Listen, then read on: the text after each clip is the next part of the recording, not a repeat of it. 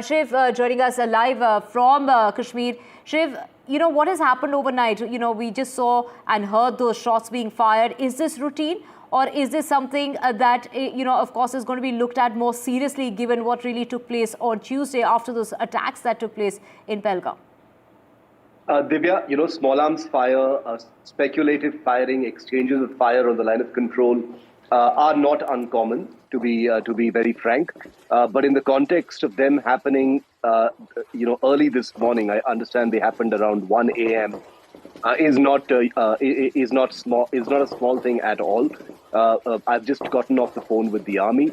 They've confirmed to me that there was speculative firing from the Pakistan side. It was initiated from the Pakistan side and responded to from the Indian side, which is normal.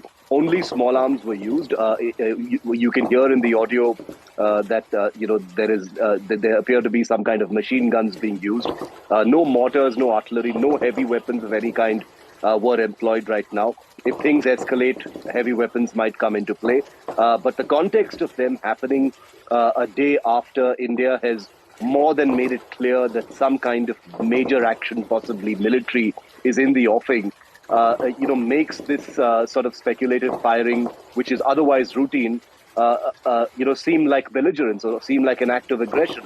Remember, Pakistan is also trying to send out a signal. The Pakistan army posts along the line of control will also be, through these, small ceasefire violations, trying to send out the message that their military is ready, their military is not cowed down, they're ready for a fight.